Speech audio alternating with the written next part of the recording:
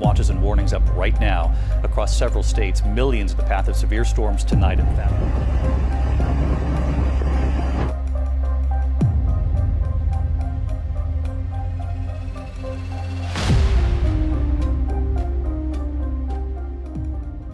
Estados Unidos está viviendo una concentración de acontecimientos que está sorprendiendo incluso a quienes estudian estos fenómenos desde hace décadas. Costas que colapsan, cielos con apariciones inusuales, lagos que revelan lo que permaneció oculto durante generaciones y fenómenos sobre el océano que están siendo registrados con una frecuencia cada vez mayor. Por separado, cada noticia parece tener una explicación, pero cuando todas ocurren al mismo tiempo, la pregunta deja de ser científica y comienza a ser profética. En este estudio veremos por qué millones de creyentes están relacionando estos acontecimientos con las palabras de Jesús sobre las señales de los últimos tiempos. ¿Y qué está ocurriendo realmente en Estados Unidos? Todo comenzó en el corazón mismo de América del Norte. Nadie esperaba lo que se venía. Las pantallas de los teléfonos empezaron a encenderse con alertas de emergencia. Los locutores de radio interrumpieron la programación habitual. El cielo, que apenas minutos antes lucía gris pero controlable, comenzó a transformarse en algo completamente distinto. Una masa violenta, oscura, rugiente, que se movía con una velocidad perturbadora hacia las comunidades de Illinois, Indiana, Missouri e Iowa. Dale me gusta, suscríbete al canal y acompáñanos hasta el final, porque este estudio apenas comienza. Los tornados no llegaron uno a uno, llegaron en oleadas. Bajaron desde las nubes como dedos furiosos buscando la tierra, y cuando la tocaron no dejaron nada en pie. Techos arrancados de cuajo, paredes que habían resistido décadas de inviernos y tormentas ordinarias se desmoronaron como si fueran de cartón. Árboles que habían crecido durante generaciones enteras fueron arrancados de raíz en segundos y lanzados cientos de metros lejos de donde alguna vez dieron sombra. Las calles, que por la mañana eran simples caminos de vecinos y familias, quedaron cubiertas de madera astillada, metal retorcido, vidrios rotos y restos de lo que alguna vez fueron hogares. Las familias corrieron. Madres con niños en brazos, ancianos que apenas podían caminar, jóvenes que gritaban buscando a sus hermanos, todos buscando el mismo refugio, un sótano, un cuarto interior, un baño sin ventanas. El instinto de sobrevivencia tomó el control porque la razón ya no tenía tiempo de procesar lo que estaba pasando, y cuando el silencio finalmente llegó, lo que quedó no fue alivio, fue incredulidad. Barrios enteros lucían irreconocibles. Lugares donde la gente había construido su vida durante décadas habían sido borrados del mapa en cuestión de minutos. Más de 100.000 hogares se quedaron sin electricidad. Los aeropuertos de la región cancelaron o retrasaron miles de vuelos. Las carreteras quedaron bloqueadas por escombros. Las líneas de comunicación colapsaron. Lo que los expertos llaman inestabilidad atmosférica, combinación de masas de aire caliente y frío, y condiciones severas de tormenta, son explicaciones que tienen todo el sentido científico. Pero para quienes lo vivieron desde adentro, desde el interior de esas casas, esas calles, esos sótanos, las explicaciones técnicas no alcanzan a describir la sensación de que algo más está pasando, algo que va más allá del viento y la presión barométrica. Porque hay una verdad que los desastres naturales revelan mejor que cualquier discurso: la fragilidad de todo lo que consideramos estable. En una tarde lo que tomó años construir puede desaparecer. En una hora la normalidad puede convertirse en caos. Y esa realidad, esa vulnerabilidad radical de la existencia humana, es exactamente lo que ciertos textos bíblicos han advertido durante siglos. No para atemorizar, sino para despertar. Pero el cielo apenas había dejado de rugir cuando la tierra comenzó a hablar. Nadie en la región de la bahía de San Francisco esperaba lo que ocurrió. Un sismo de magnitud 6.1 sacudió el suelo con una violencia que tomó a residentes, conductores y trabajadores completamente por sorpresa. Al principio muchos pensaron que era el paso de un camión pesado, o quizás algo cayendo en el piso de arriba. Pero entonces el movimiento se intensificó. Los pisos temblaron. Las ventanas vibraron en sus marcos. Las lámparas oscilaron como péndulos. La gente salió corriendo a las calles sin entender del todo qué estaba pasando. Edificios enteros fueron evacuados como medida preventiva. Las autoridades comenzaron inspecciones de emergencia. Los ingenieros llegaron a revisar estructuras, puentes, tuberías subterráneas. Las redes sociales se llenaron de videos temblorosos grabados por personas que no terminaban de creer que el suelo debajo de sus pies acababa de moverse de esa manera. Lo que nos inquieta de los terremotos no es solo el daño físico, es lo que simbolizan. El suelo es lo más básico que tenemos, es la base de todo, de los edificios, de los caminos, de las ciudades, de nuestra sensación de permanencia. Cuando el suelo se mueve, algo en nuestra psicología más profunda se fractura también. Porque si la tierra no puede sostenernos de manera confiable, entonces, ¿qué sí puede? La ciencia habla de fallas geológicas, de presión acumulada, de movimientos tectónicos que son perfectamente normales en regiones sísmicamente activas. Y tiene razón.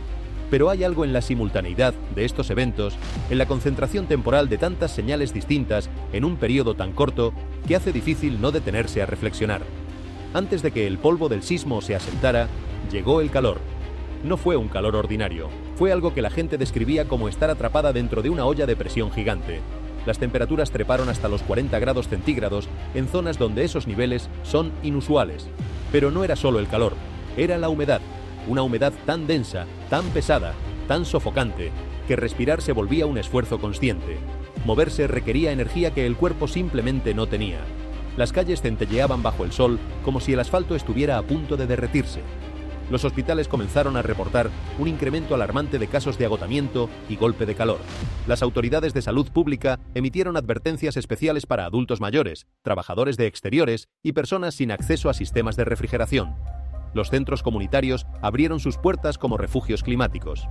La gente se quedó adentro, con las cortinas cerradas, rezando para que la temperatura cediera. Científicos explican este fenómeno con el concepto de domo de calor, una acumulación de aire caliente atrapado por condiciones de alta presión atmosférica que impide su circulación y ventilación. La humedad agrava todo porque bloquea el mecanismo natural de enfriamiento del cuerpo a través del sudor. Es meteorología básica. Pero la experiencia de vivir dentro de ese horno invisible no se parece en nada a leer una explicación en un manual de climatología. Y entonces desde Tennessee llegó algo completamente diferente, algo que no encajaba en ninguna categoría conocida. Testigos que se encontraban cerca de la entrada de una cueva en Tennessee describieron haber visto una figura delgada, alta, inmóvil, con lo que parecían ser alas plegadas detrás de su cuerpo. Al principio algunos pensaron que podía ser un animal, quizás un pájaro grande visto desde un ángulo extraño por la luz de la tarde. Otros pensaron en una persona disfrazada o en un efecto óptico creado por las sombras de la roca y la vegetación cercana. Pero la figura no se movió. Permaneció quieta durante varios segundos, como si estuviera observando a quienes la observaban, y luego simplemente giró y desapareció en la oscuridad de la cueva. Lo que hizo que el testimonio se volviera imposible de ignorar fue lo que encontraron después. Cuando varias personas se acercaron al área para investigar, no encontraron huellas, no había ramas quebradas, no había señales físicas de que algo o alguien hubiera estado allí. El suelo cerca de la entrada de la cueva no tenía marcas de ningún tipo. Los escépticos tienen sus respuestas listas: pánico colectivo, ilusión provocada por condiciones de luz deficientes, aves de gran envergadura confundidas con algo sobrenatural, el efecto que el miedo y la sugestión tienen sobre la percepción humana. Todas son explicaciones razonables que merecen ser consideradas con seriedad, pero el hecho de que no hubiera evidencia física tampoco prueba que la explicación racional sea la correcta. Lo que sí hace este tipo de reporte, independientemente de su naturaleza última, es recordarnos que no comprendemos todo lo que existe, que hay dimensiones de la realidad que todavía se nos escapan, que el universo es más vasto, más complejo y más misterioso de lo que cualquier teoría actual puede contener. Luego, desde la costa oeste, llegó algo igualmente desconcertante pero de naturaleza completamente distinta. Residentes y turistas en la costa de California vieron algo que no sabían cómo describir con precisión. En medio de la niebla marina que cubría la orilla, se formó por unos instantes una figura que tenía la forma inequívoca de una huella gigantesca. Las olas subían y bajaban. El viento movía la neblina. Pero durante un momento sorprendentemente claro, la combinación de luz, agua y vapor creó una silueta sobre el océano que parecía la pisada de algo de dimensiones incalculables. No duró mucho. El viento cambió de dirección, la neblina se dispersó y la imagen desapareció sin dejar rastro, sin sonido, sin objeto visible, sin explicación inmediata que satisficiera a todos los que la habían visto.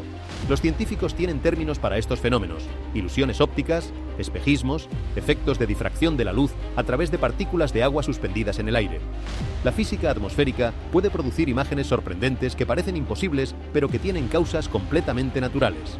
Y sin embargo, la imagen que esos testigos captaron en sus teléfonos y describieron con tanto detalle no dejó de circular durante días en las redes sociales, generando debates que iban desde lo científico hasta lo espiritual. Antes de que esa conversación se calmara, el mar ofreció otro misterio. En un tramo diferente de la costa, marineros y personas que observaban desde el muelle dijeron haber visto aparecer entre la niebla lo que parecía ser un barco antiguo. No un carguero moderno, no un velero de recreo contemporáneo. Un navío de madera oscura, con mástiles altos y una silueta que pertenecía a otra época. Durante varios minutos, el barco pareció estar quieto entre la niebla, parcialmente oculto, como si existiera en un espacio entre lo visible y lo invisible. Entonces la niebla se movió y el barco no estaba. No hubo sonido de motor, no hubo estela en el agua, no hubo ningún objeto físico remanente. Los testigos se quedaron mirando el horizonte vacío, incapaces de explicar lo que habían visto colectivamente. Los expertos en fenómenos atmosféricos costeros hablan de espejismos superiores, un fenómeno donde capas de aire de temperaturas diferentes refractan la luz de tal manera que proyectan imágenes de objetos que están más allá del horizonte visible, o incluso imágenes de objetos que no están físicamente presentes en ese momento. Es ciencia, no magia. Pero la experiencia de ver algo que parece completamente real y luego verlo desvanecerse sin explicación es profundamente perturbadora para quienes la viven, y mientras el océano guardaba sus misterios, el fuego hablaba desde la tierra firme. En Tracy, California, un incendio estalló en un almacén de equipos médicos y se convirtió, en cuestión de minutos, en un infierno visible desde kilómetros a la redonda. El humo negro ascendió en una columna densa y oscura que se erguía sobre la ciudad como una señal de advertencia visible desde todos los puntos cardinales. Los equipos de emergencia llegaron rápidamente, pero las llamas ya habían ganado terreno de manera imparable. Techos colapsaron bajo el calor, partes de la estructura cedieron con estruendo. Toneladas de suministros médicos, materiales que existían precisamente para cuidar vidas, fueron consumidos en cuestión de horas. Lo que quedó fue una ruina humeante de metal retorcido, paredes carbonizadas y ceniza que el viento dispersaba sobre los barrios cercanos. Para las personas que viven y trabajan en esa comunidad, el incendio no fue solo un accidente industrial. Fue un recordatorio brutal de cuán rápido puede desmoronarse lo que parece sólido. Un edificio que había estado en pie durante años, que era parte del paisaje cotidiano, desapareció en horas.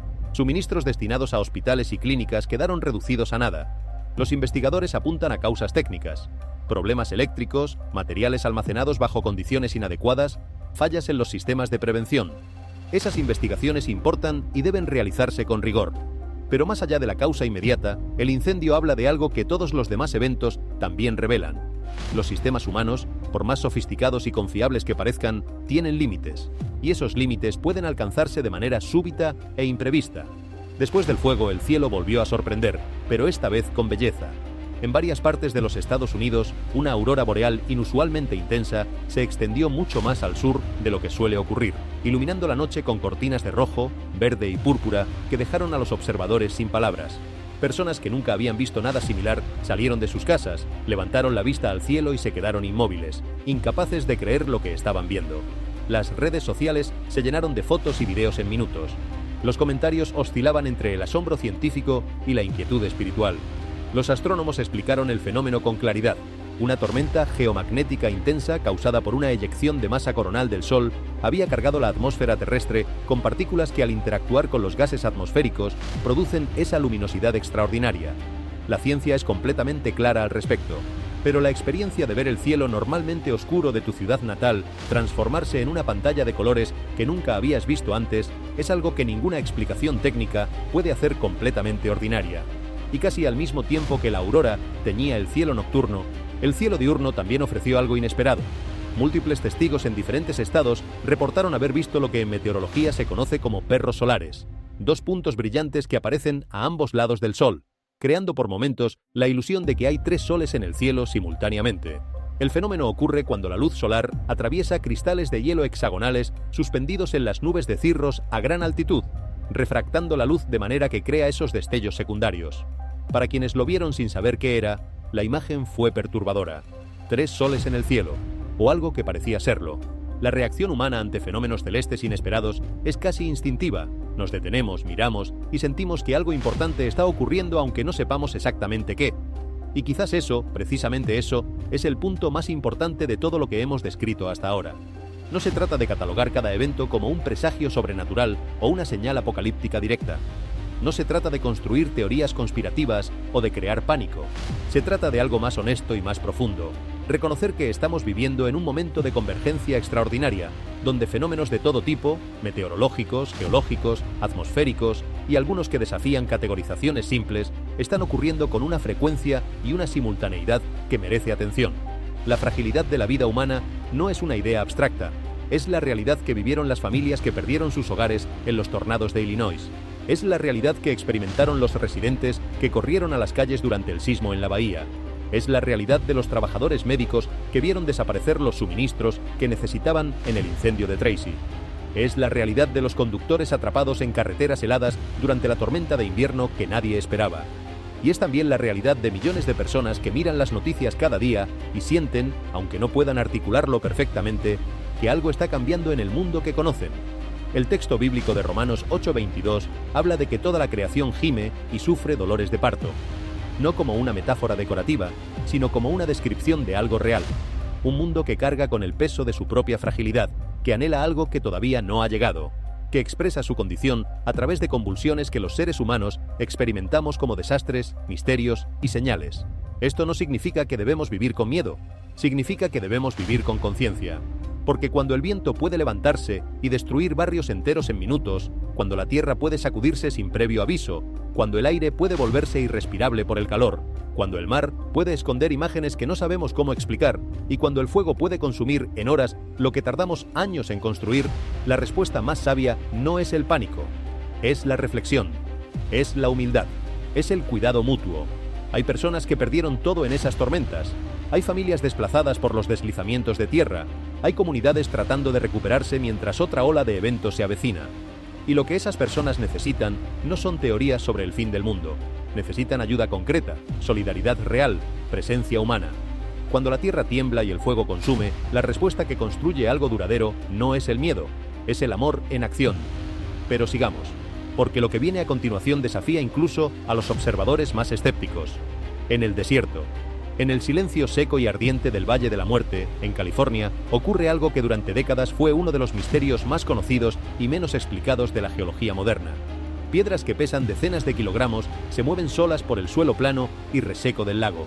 No hay huellas humanas, no hay huellas de animales, no hay maquinaria visible, solo las rocas y los rastros largos, serpenteantes y deliberados que dejan en la tierra agrietada. Durante generaciones nadie pudo explicarlo. Las rocas permanecían inmóviles durante el día, silenciosas y aparentemente ordinarias. Pero cuando los investigadores volvían meses después, las posiciones habían cambiado. Los rastros se multiplicaban. Los patrones se formaban en el suelo del desierto como firmas escritas en silencio.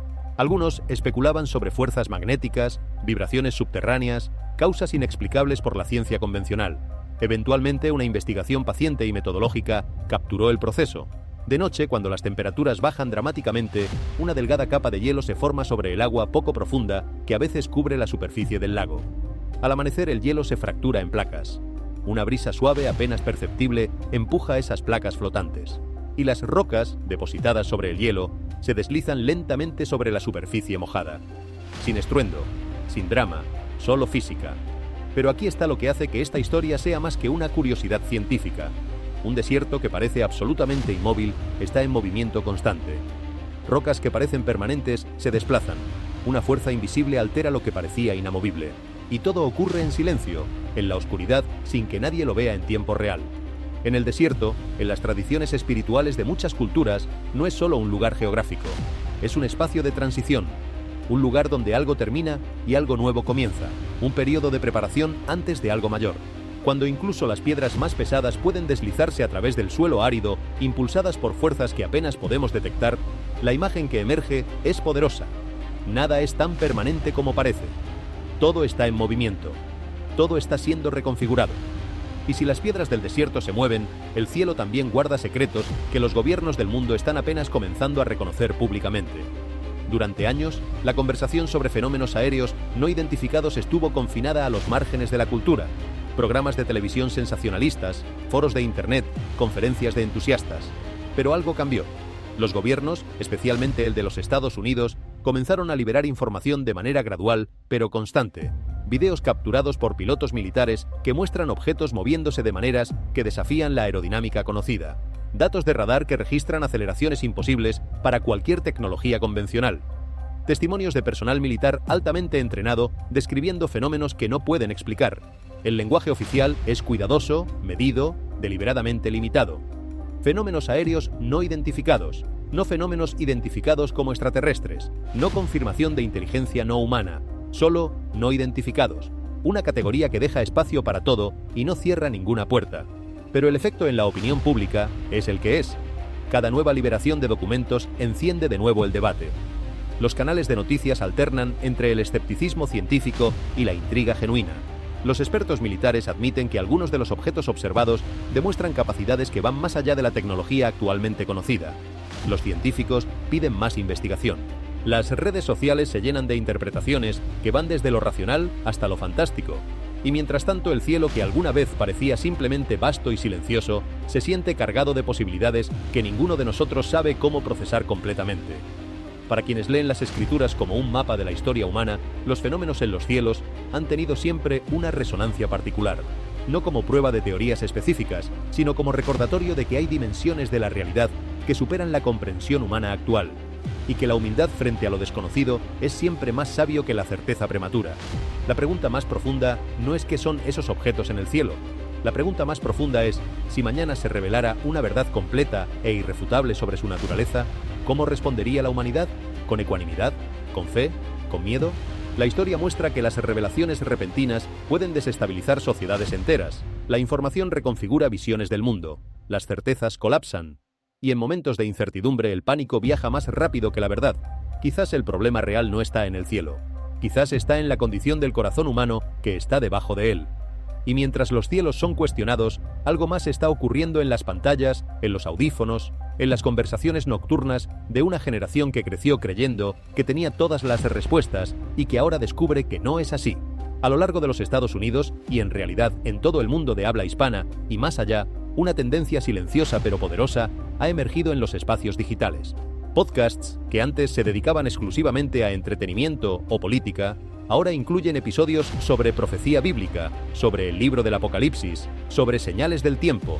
Canales de YouTube, que antes hablaban de tecnología o cultura pop, ahora tienen millones de visualizaciones en videos sobre el fin de los tiempos. Comunidades en línea donde personas de diferentes países, trasfondos y edades se reúnen para hablar sobre preguntas que siempre fueron consideradas demasiado grandes, demasiado incómodas, demasiado definitivas. Esta no es la espiritualidad de las megaiglesias con pantallas gigantes y música de banda. Es algo más íntimo, más urgente, más desesperado en el mejor sentido de la palabra. Es la búsqueda de significado en un mundo que parece estar perdiendo el hilo.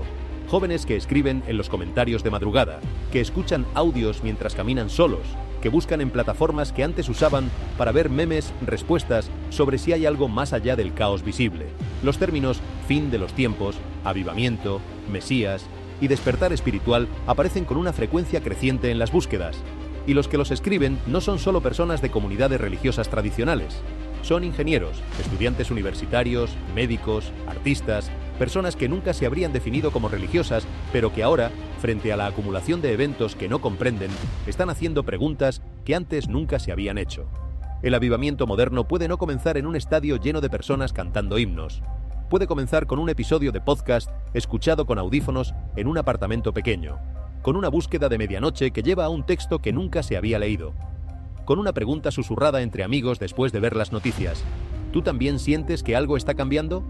Y cuando una generación entera empieza a hacer esa pregunta, algo más está ocurriendo por debajo de la superficie. Volvamos al suelo, porque el suelo también tiene algo que decir, y lo está diciendo de maneras que los instrumentos científicos no siempre pueden capturar. En Taos, Nuevo México, residentes han reportado durante años un zumbido bajo, profundo e inquietante que parece venir de todas partes y de ninguna al mismo tiempo. No es el sonido de un camión pasando, no es el ruido de maquinaria industrial. Es algo más difuso, más persistente, más íntimo, como si el suelo mismo estuviera vibrando en una frecuencia justo debajo del umbral de la audición normal. Los científicos llegaron con equipos, instalaron sismógrafos, usaron radares que penetran el subsuelo, analizaron frecuencias de vibración con instrumentos de alta precisión. Los equipos funcionaron perfectamente, los datos fueron registrados meticulosamente, y los resultados fueron, en cierto sentido, más perturbadores que si hubieran encontrado una causa obvia. No encontraron nada, ningún movimiento tectónico anormal, ninguna fuente industrial que explicara el sonido, ninguna causa medible. Y sin embargo el zumbido continuó, noche tras noche, en los silencios del desierto, donde cualquier sonido artificial debería ser fácilmente identificable. Esa vibración persistía sin origen aparente. Al mismo tiempo, del otro lado del mundo, el río Éufrates continúa retrocediendo. El río que fue la cuna de la primera civilización humana conocida, que dio agua a Mesopotamia, que apareció mencionado en los primeros capítulos del Génesis, está perdiendo caudal de manera documentada y preocupante. Las márgenes que antes estaban cubiertas de agua ahora muestran tierra seca. capas de sedimento que estuvieron bajo el agua durante siglos están quedando expuestas al aire. Un río que se seca, un desierto que zumba. Eventos separados en el mapa, pero simultáneos en el tiempo.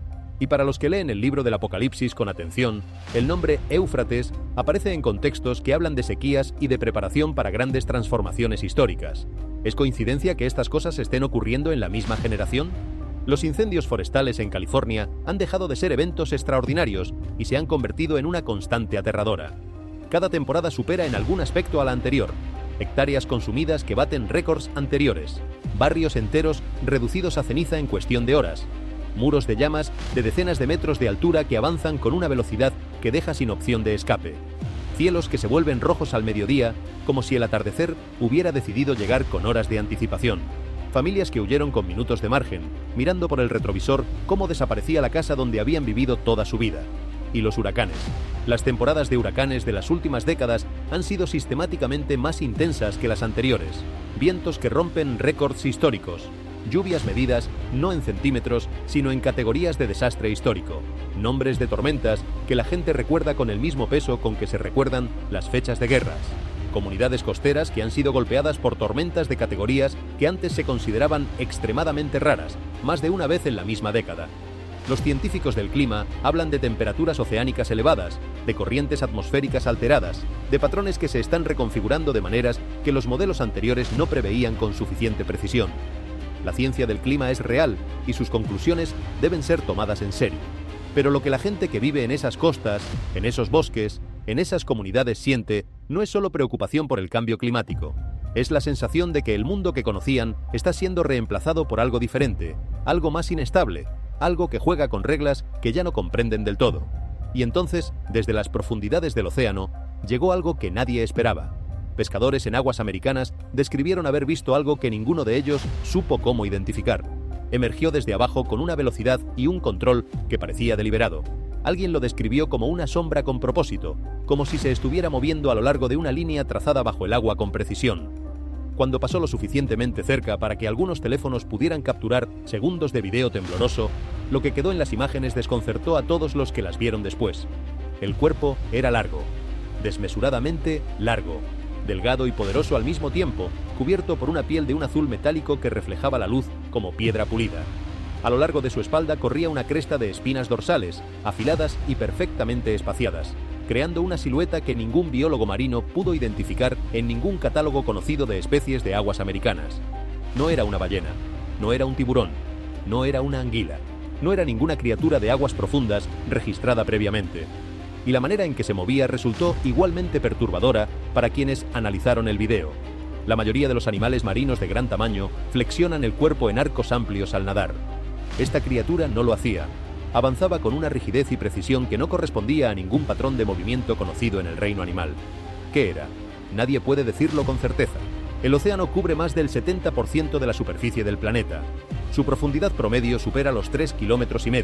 Menos del 20% ha sido explorado con algún nivel de detalle. Lo que todavía habita en las regiones más profundas y oscuras del mar es, en gran medida, desconocido para la ciencia. Cada año se descubren nuevas especies marinas. No todas son pequeñas. Algunas son monumentales.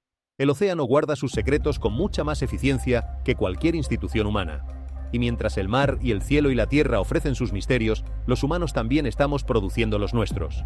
La serpiente de agua del lago Champlain, en la frontera entre los estados de Vermont y Nueva York y la provincia canadiense de Quebec, ha sido parte de la tradición local durante generaciones. Pero recientemente, videos más claros, más estables, capturados por personas con mejores teléfonos y en mejores condiciones de luz, han renovado la conversación sobre lo que exactamente habita en ese lago. Turistas y residentes describen haber visto en el agua algo que se mueve de manera sinuosa, que asoma brevemente a la superficie y desaparece antes de que alguien pueda reaccionar completamente. En Arizona, trabajadores de arqueología que excavaban en una cámara funeraria antigua encontraron algo inesperado. Una tableta de piedra grabada con imágenes y símbolos que algunos intérpretes han leído como una referencia a un rey que regresa. La arqueología seria trabaja con metodología y cautela antes de hacer declaraciones definitivas sobre el significado de hallazgos simbólicos. Pero la imagen de una tableta antigua que habla de un regreso, encontrada en nuestro tiempo, en nuestro momento histórico, tiene un peso que es difícil ignorar completamente. y sobre las carreteras y los campos de varios estados, en el cielo de la mañana temprana, las nubes se han retorcido en formas que la gente describe como manos, como cruces, como figuras que parecen organizadas más allá de lo que el azar atmosférico normalmente produce. Millones de personas han compartido esas imágenes en las redes sociales. Los comentarios oscilan entre la maravilla y el cuestionamiento, entre quienes dicen ver una señal y quienes dicen ver solo nubes. Pero aquí está la verdad fundamental que todos esos reportes, todos esos eventos, toda esa acumulación de fenómenos comparte, nos están forzando a hacer preguntas. Y las preguntas son más importantes que las respuestas que todavía no tenemos. ¿Estamos viviendo en un momento de transición histórica? Sí, sin duda. Cada generación vive su propia versión de este momento, pero la nuestra tiene características particulares. La velocidad de los cambios, la interconexión global, la intensidad de los fenómenos naturales, la saturación de información y, al mismo tiempo, la hambre profunda de significado que se siente en tantos corazones. ¿Significa todo esto que el mundo se está acabando mañana? No, nadie que hable con honestidad puede hacer esa afirmación. Los que lo hacen están vendiendo algo que la verdad no respalda. Lo que sí podemos decir, con la humildad que la situación exige, es que estamos en un momento que merece atención. Reflexión, cuidado, oración, acción. Noé no sabía exactamente cuánto tiempo le tomaría construir el arca. No tenía un cronograma preciso ni una fecha confirmada. Tenía una comprensión de que algo importante se avecinaba y una responsabilidad de prepararse para ello. Cuando el diluvio llegó, no lo tomó por sorpresa. Y cuando terminó, lo que encontró no era el fin de la historia, sino el comienzo de algo nuevo. Dios no dejó el silencio como respuesta. Ofreció el arco iris como señal de pacto, de continuidad, de misericordia que trasciende el juicio. La historia de José en Egipto habla de algo igualmente importante. Años de aparente fracaso, de injusticia, de circunstancias que no tenían ningún sentido visible. Y sin embargo, todo ese tiempo, algo mayor estaba siendo preparado. Cuando finalmente las piezas encajaron, José pudo ver que lo que parecía derrota había sido parte de un propósito que superaba su propia comprensión individual. Lo que los que lo traicionaron pensaron que era para mal, resultó ser para bien. Esta perspectiva no elimina el dolor de las circunstancias difíciles, no borra el sufrimiento de quienes perdieron sus casas en las tormentas o sus seres queridos en los desastres, pero ofrece un marco desde el cual ese sufrimiento puede ser portado con algo más que desesperación, con la posibilidad de que incluso en los momentos más oscuros, algo más está ocurriendo que lo que los ojos pueden ver. Nehemías oyó que los muros de Jerusalén estaban en ruinas y que su pueblo vivía en vergüenza y peligro. Podría haberse quedado paralizado por la enormidad del problema. Podría haberse sumido en la desesperanza. En cambio, oró, planificó, y luego llamó a su gente a la acción con palabras que siguen resonando. Levantémonos y edifiquemos, no como negación de la realidad, sino como respuesta a ella desde la fe. Esto es lo que los momentos de crisis revelan. No solo la fragilidad de las estructuras físicas, sino la fortaleza o la ausencia de ella en las estructuras internas del ser humano. Las comunidades que se mantienen unidas después de un desastre. Las personas que abren sus puertas a los que lo han perdido todo. Los voluntarios que llegan antes de que nadie los llame. Los líderes que hablan con calma cuando todo a su alrededor está en caos. Esas son las respuestas que construyen algo que ninguna tormenta puede derribar completamente. Esther tampoco tenía el control de las circunstancias políticas y peligrosas que la rodeaban. Era una mujer joven en una posición vulnerable dentro de una estructura de poder que no la había elegido. Y sin embargo, cuando llegó el momento, eligió el coraje por encima de la autopreservación. El mensaje que le llegó a través de Mardoqueo sigue siendo una de las preguntas más poderosas de toda la literatura antigua. ¿Y quién sabe si para este momento has llegado al reino? Esa pregunta no es solo para Esther, es para cada persona que está viva en este momento de la historia. En un tiempo de señales y preguntas sin respuesta fácil, cada uno de nosotros ocupa un lugar único, con capacidades únicas, con relaciones únicas, con una voz que nadie más tiene exactamente de la misma manera.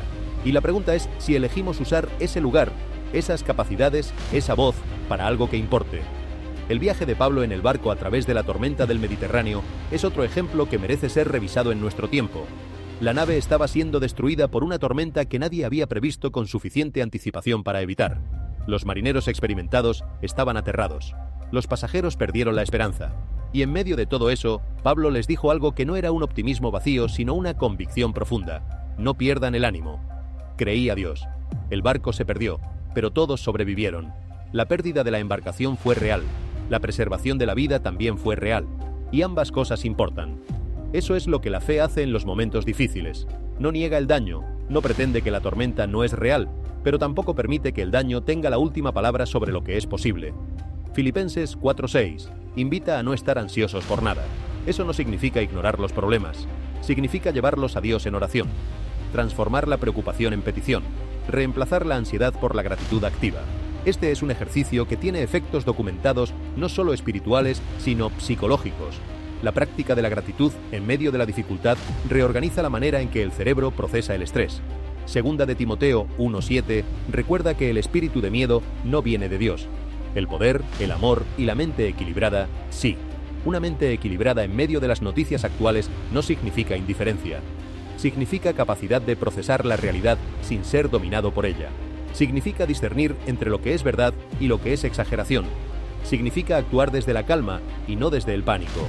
Lamentaciones, ese libro que nació desde las profundidades del dolor colectivo de una nación destruida, contiene uno de los versículos más sorprendentes de toda la Biblia. En medio de la desolación más absoluta, el escritor afirma: «Las misericordias del Señor nunca terminan. Son nuevas cada mañana». La esperanza bíblica no es una emoción frágil que depende de las circunstancias. Es una convicción que puede sostenerse incluso cuando las circunstancias son las peores posibles. Hebreos 13:16 añade algo crucial: «No te olvides de hacer el bien y de compartir con otros, porque con tales ofrendas Dios se complace». La fe que no produce acción concreta es una fe que necesita revisión. Cuando las tormentas llegan, la pregunta correcta no es solo ¿qué significa esto?, sino también ¿qué puedo hacer? Y en ese espacio entre la pregunta y la acción es donde la vida real ocurre. Josué recibió una promesa que no dependía de las condiciones externas: «El Señor, tu Dios, estará contigo donde quiera que vayas». No prometió ausencia de dificultades, no prometió un camino sin obstáculos, prometió compañía, prometió presencia. Y esa promesa fue suficiente para mover a un hombre hacia una tarea que, humanamente hablando, era imposible. Cuando miramos todos estos eventos juntos, la imagen que emerge no es la del fin del mundo en el sentido de un universo que se apaga de repente. Es la imagen de un mundo que está siendo sacudido, de un orden que está siendo desafiado, de una humanidad que está siendo invitada, quizás incluso presionada, a examinar en qué ha construido su confianza. ¿En la permanencia de las estructuras físicas? Los tornados las derriban en minutos. ¿En la estabilidad del suelo bajo sus pies? Los terremotos lo cuestionan en segundos. ¿En la previsibilidad del clima? Las tormentas que se comportan como si tuvieran mente propia desafían esa confianza. ¿En la profundidad segura del océano? El mar guarda criaturas que no conocemos. ¿En los cielos ordenados y predecibles? La aurora, los fenómenos aéreos no identificados y las auroras boreales fuera de lugar lo hacen más misterioso. Entonces, ¿dónde? ¿En qué construir algo que resista? El Salmo 46:1 responde con una sencillez que ha atravesado siglos. Dios es nuestro refugio y fortaleza, nuestra ayuda en momentos de angustia. No una filosofía abstracta, no un sistema de ideas. Una relación, una presencia, una fuente de calma que no depende de que el clima coopere, de que el suelo se quede quieto, de que el mar revele sus secretos o de que los cielos se comporten de manera predecible. Esto es lo que los momentos de sacudida hacen por las personas que están dispuestas a dejarse enseñar por ellos. Les devuelven la perspectiva.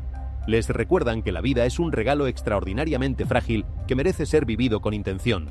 Les ayudan a soltar lo que no importa para aferrarse a lo que sí importa. Les impulsan a hacer las preguntas que habían estado postergando demasiado tiempo. ¿Qué clase de persona quiero ser? ¿Con quién he descuidado mis relaciones? ¿Qué he estado posponiendo que sé que importa? ¿Qué estoy construyendo que tiene sentido más allá de mí mismo? Proverbios 27:1 lo dice con claridad brutal. No te jactes del mañana porque no sabes lo que ese día producirá. No es pesimismo, es honestidad. El mañana no está garantizado para nadie. Hoy sí está aquí. Y la manera en que vivimos este día importa enormemente. Cuando los fenómenos extraños llenan los noticieros y las redes sociales, la tentación es quedarse en la superficie del asombro o del miedo. Compartir el video, comentar el artículo, discutir si es una señal o una coincidencia, y luego seguir con el día como si nada. Pero los eventos que hemos descrito en este relato merecen una respuesta más profunda que eso. Merecen ser tomados como lo que son, recordatorios de que somos vulnerables, de que somos temporales, de que dependemos los unos de los otros y de que hay dimensiones de la realidad que todavía no comprendemos. Y en ese espacio de vulnerabilidad reconocida, de temporalidad aceptada, de dependencia mutua vivida y de misterio respetado, puede crecer algo que ninguna tormenta puede arrancar de raíz: una fe activa, una esperanza robusta y un amor concreto que se traduce en acciones que hacen al mundo un lugar menos aterrador y más habitable para todos. Primera de Tesalonicenses 5:21 da una instrucción que es perfectamente aplicable a nuestro tiempo. Examinadlo todo, retened lo bueno. No todas las interpretaciones son correctas, no todos los reportes son precisos, no todas las señales son lo que parecen ser. La fe no exige creer todo lo que circula en Internet. La fe tiene suficiente confianza en la verdad como para examinar las cosas con cuidado, desechar lo que no resiste el escrutinio y conservar lo que sí lo hace. Esta es la diferencia entre una espiritualidad madura y una espiritualidad ansiosa. La espiritualidad ansiosa necesita certezas inmediatas, señales claras, fechas precisas. La espiritualidad madura puede vivir con el misterio, puede decir, no lo sé con certeza, pero sigo confiando. Puede reconocer que algo está pasando sin pretender saber exactamente qué es. Y en esa postura de humildad activa, de fe sin fanatismo, de esperanza sin ingenuidad, es posible atravesar momentos como el que estamos viviendo sin quebrarse. Con calma, con propósito, con los ojos abiertos y el corazón abierto al mismo tiempo. Los grandes ríos de la historia de la humanidad siempre han tenido sus temporadas de crecida, sus momentos de desbordamiento, sus periodos en que las orillas que durante años contuvieron las aguas ya no son suficientes. Y en esas temporadas de crecida, lo que permanece de pie es lo que fue construido sobre algo más profundo que la conveniencia o la comodidad. Estamos en una temporada de crecida. Las aguas están subiendo en muchos niveles al mismo tiempo, literal y metafóricamente. Y la pregunta que cada uno de nosotros debe responder no es si los eventos son señales o coincidencias. La pregunta es, ¿sobre qué estamos construyendo nuestra vida? ¿Qué permanece cuando todo lo demás se mueve? Cuando el diluvio vino sobre Noé, la arca ya estaba lista. No porque Noé supiera exactamente cuándo llegaría el agua, sino porque había tomado en serio la posibilidad de que llegara y había actuado en consecuencia. La preparación del corazón no es pánico, es sabiduría. Cuando los muros de Jericó cayeron, no cayeron porque los israelitas gritaron de desesperación.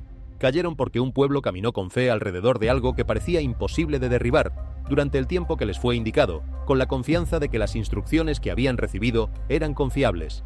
La obediencia a lo que se sabe que es correcto, incluso cuando las circunstancias no lo confirman inmediatamente, es una de las formas más poderosas de fe que existe. Cuando el apóstol Juan recibió las visiones registradas en el libro del Apocalipsis, estaba en una isla, desterrado, anciano, solo. No estaba en el centro del poder político o religioso, estaba en el margen de todo, y sin embargo, desde ese margen, recibió la visión más completa y más perturbadora de la historia humana que jamás se haya escrito. Lo que nos dice esto es que los márgenes a veces tienen mejor visibilidad que el centro, que el silencio y el aislamiento a veces abren percepciones que el ruido y la multitud no permiten. En nuestro tiempo vivimos en un ruido permanente. Las notificaciones no paran, las pantallas están siempre encendidas, la información fluye sin interrupción, y en ese ruido es cada vez más difícil escuchar lo que importa. Es cada vez más difícil detenerse lo suficiente como para hacerse las preguntas más importantes. Es cada vez más difícil cultivar la quietud necesaria para que algo más profundo que el caos pueda ser percibido. Quizás por eso tantas personas están buscando en podcasts nocturnos, en lecturas digitales de madrugada, en conversaciones susurradas con amigos que también sienten que algo está cambiando. No porque las plataformas digitales sean el lugar ideal para la búsqueda espiritual, sino porque en algún momento de la noche, cuando el ruido del día finalmente cede un poco, hay un espacio donde las preguntas más importantes pueden hacerse con honestidad. ¿Hay algo más allá de lo que podemos ver? ¿Importa cómo vivimos? ¿Hay un propósito que trasciende nuestra existencia individual? ¿Qué hacemos con el tiempo que tenemos? Estas no son preguntas débiles, son las preguntas más fuertes que puede hacerse un ser humano, y el hecho de que millones de personas las estén haciendo simultáneamente, en este momento histórico particular, dice algo importante sobre el momento en que vivimos. La luna de sangre que apareció sobre muchas ciudades y fue fotografiada y compartida millones de veces no es simplemente un evento astronómico hermoso, es un espejo.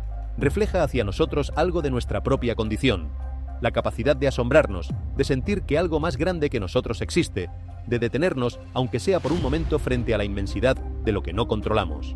La niebla que cubrió las ciudades en horas de la mañana, espesa y desorientadora, transformando calles familiares en paisajes desconocidos, nos dice algo sobre el tiempo en que vivimos. La claridad no siempre está disponible. A veces la visibilidad es limitada. A veces no se puede ver muy lejos hacia adelante. Y en esas condiciones, la sabiduría no consiste en acelerar para encontrar la claridad más rápido, sino en avanzar con cuidado, atentos a lo que sí podemos ver, confiando en que el camino existe, aunque no podamos verlo completamente. Los fenómenos extraños en el océano, en el cielo, en el desierto, en las cuevas, nos recuerdan que el universo es más grande, más complejo y más lleno de posibilidades que cualquier mapa que hayamos dibujado hasta ahora. Y esa vastedad no debería aterrarnos, debería humillarnos, debería llenarnos de una reverencia genuina ante la magnitud de lo que existe y que todavía no comprendemos. Los incendios, las tormentas, los terremotos, las inundaciones, todos hablan del mismo lenguaje. El lenguaje de los límites. Somos seres finitos en un mundo que tiene sus propios ritmos, sus propias dinámicas, sus propias potencias que no respondemos a nuestro control. Y esa realidad, si la recibimos con honestidad en lugar de con negación, tiene el poder de transformarnos en personas más humildes, más compasivas, más presentes. Porque cuando alguien pierde todo en un desastre natural, lo que más necesita no es una explicación teológica sofisticada. Necesita comida, necesita agua, necesita un lugar para dormir.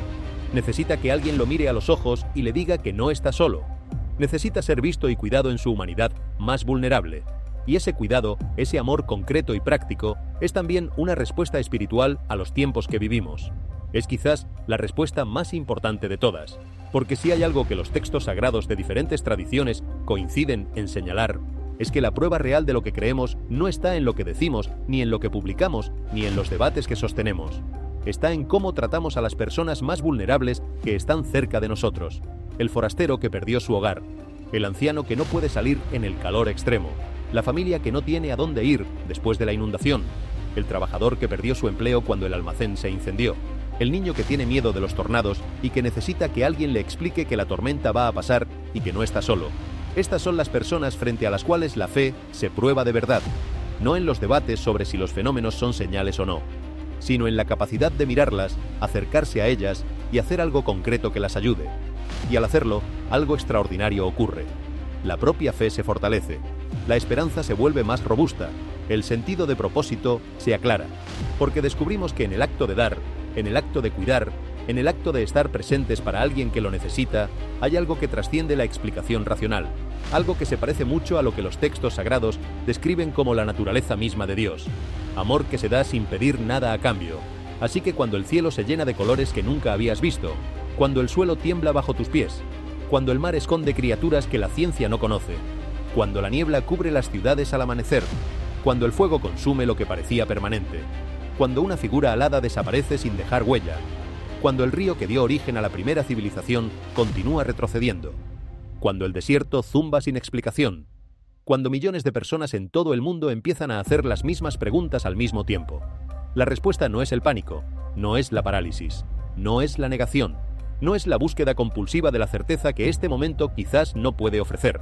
La respuesta es vivir bien hoy, amar bien hoy, ayudar bien hoy, preguntar con honestidad hoy, buscar con humildad hoy, estar presentes para las personas que nos necesitan hoy, porque si algo nos enseñan todos estos eventos es que el tiempo que tenemos no es infinito, que la vida es preciosa y frágil, que las cosas que damos por seguras pueden cambiar en un instante, y que en ese instante lo único que realmente importa es lo que hemos sembrado en las vidas de los que estuvieron a nuestro lado.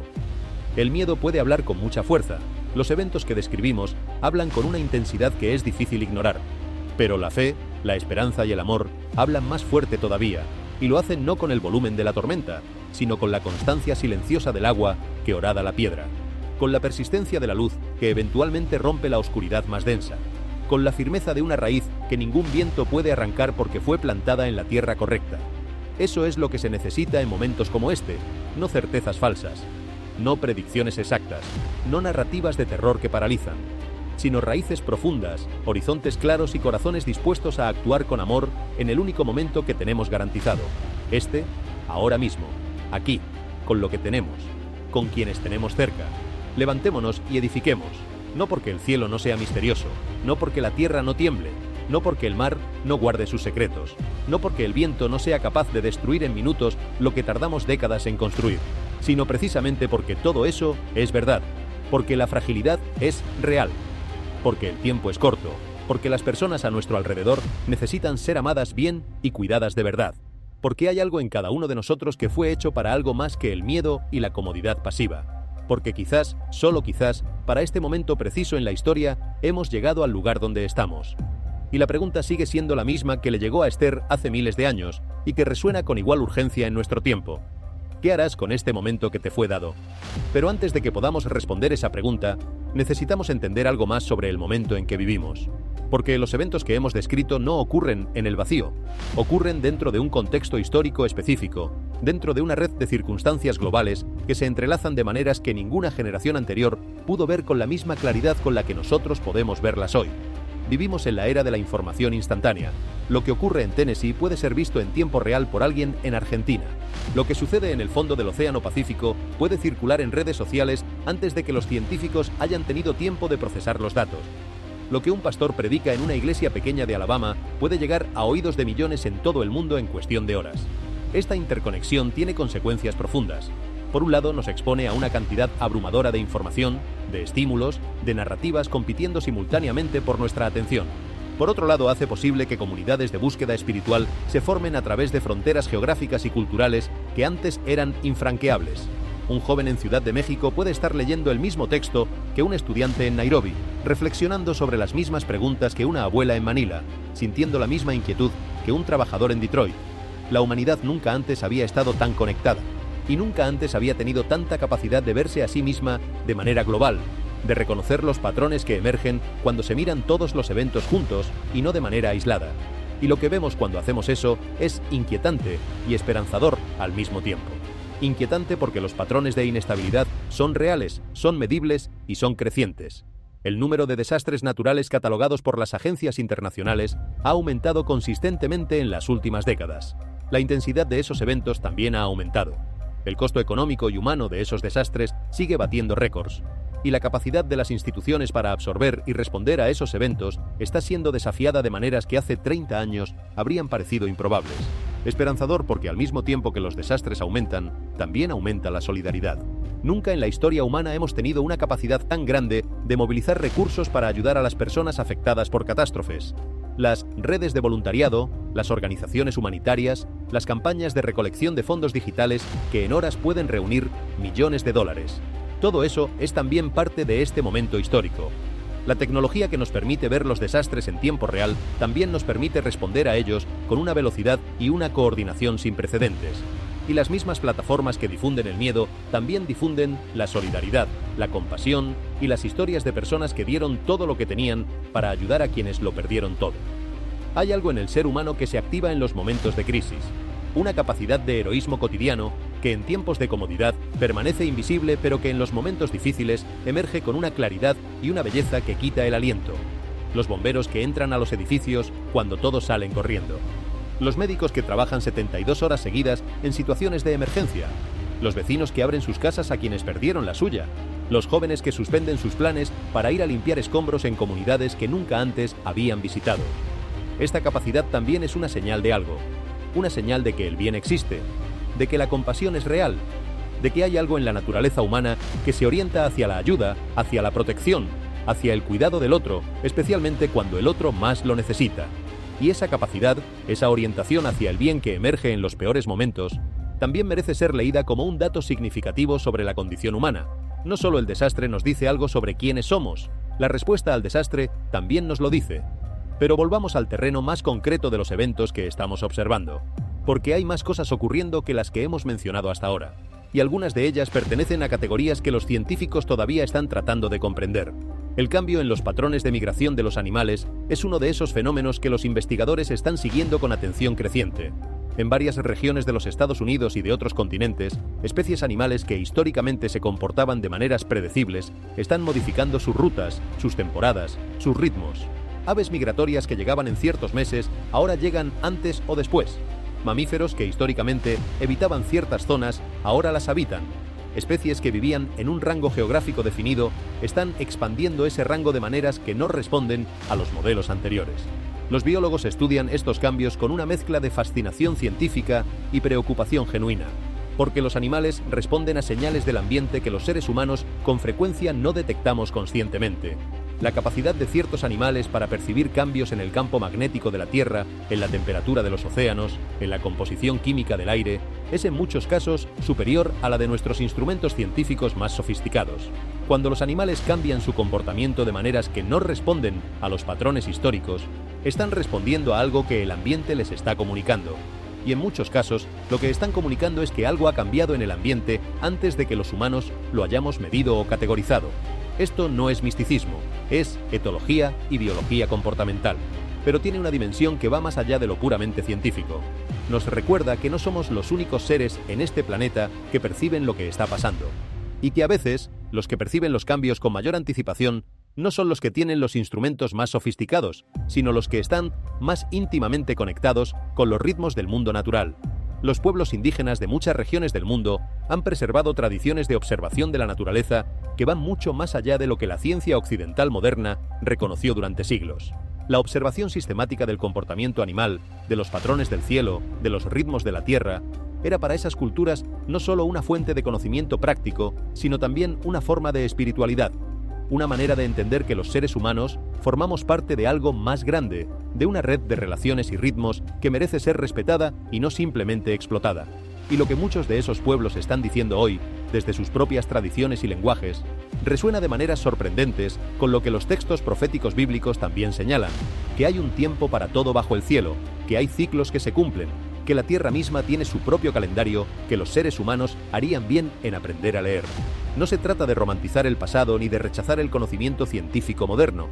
Se trata de reconocer que diferentes formas de conocimiento pueden iluminar aspectos diferentes de la misma realidad, que la sabiduría acumulada durante generaciones tiene valor, que la humildad frente al conocimiento que aún no tenemos es siempre más honesta que la certeza prematura. Y en este punto hay algo más que merece atención. Algo que ocurre no en el cielo, ni en el océano, ni en el desierto, sino en los laboratorios y en las salas de reuniones de las instituciones más poderosas del mundo. La inteligencia artificial, la biotecnología, la ingeniería genética, la computación cuántica. Todas estas tecnologías están avanzando con una velocidad que supera la capacidad de las instituciones éticas, legales y políticas para regularlas adecuadamente. Capacidades que hace 10 años eran ciencia ficción son hoy realidades técnicas. Capacidades que hoy todavía están en los laboratorios serán realidades cotidianas en menos tiempo del que pensamos.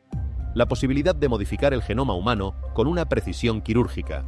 La posibilidad de crear sistemas de inteligencia artificial que superen la inteligencia humana en dominios cada vez más amplios. La posibilidad de manipular la información a escala masiva con una sofisticación que hace imposible distinguir lo verdadero de lo fabricado. La posibilidad de crear armas biológicas de una potencia y especificidad que ninguna generación anterior había tenido a su disposición. Estas no son fantasías de ciencia ficción.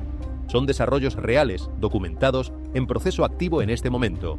Y la pregunta que estas capacidades generan no es simplemente técnica o económica o política. Es fundamentalmente ética y espiritual. ¿Qué clase de seres queremos ser? ¿Qué clase de mundo queremos construir? ¿En qué límites creemos con suficiente convicción como para no cruzarlos, incluso cuando tengamos la capacidad técnica de hacerlo?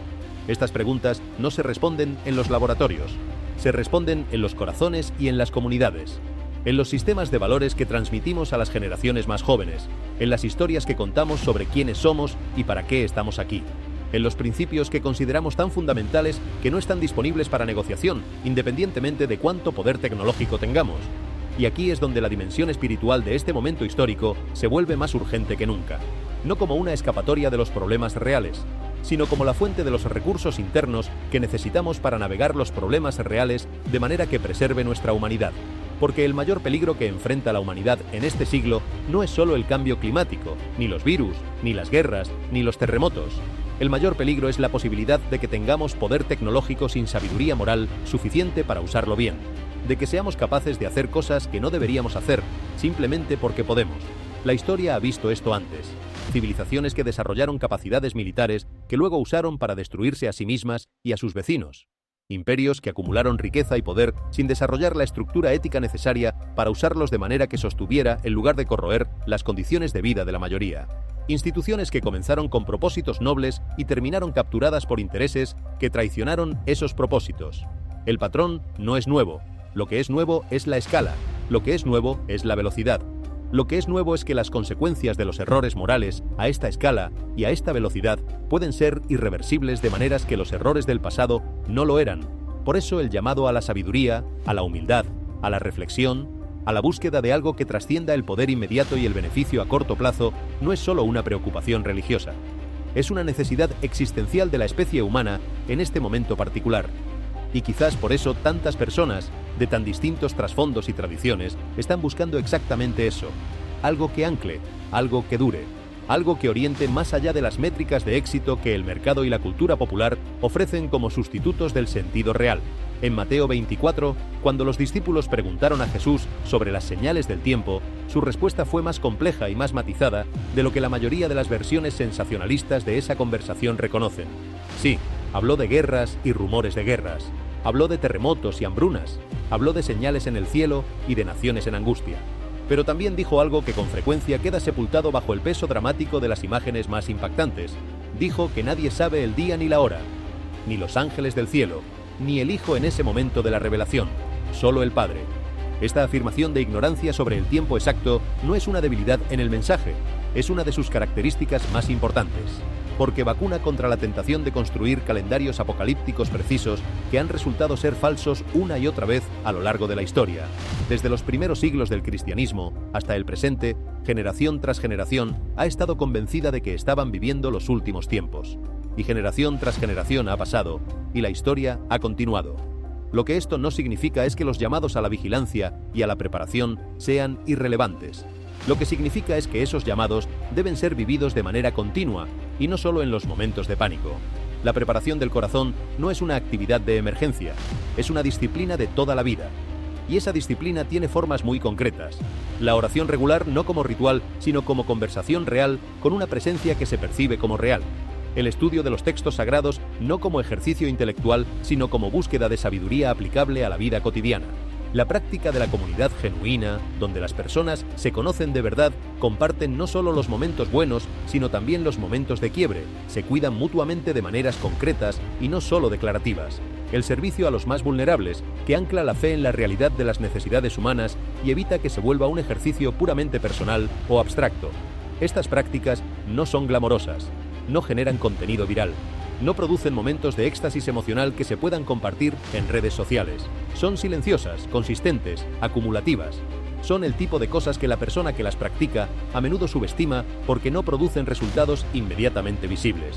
Pero son exactamente las que construyen el tipo de fortaleza interior que permite atravesar los momentos de sacudida sin quebrarse, las que desarrollan la capacidad de dar cuando uno mismo tiene poco.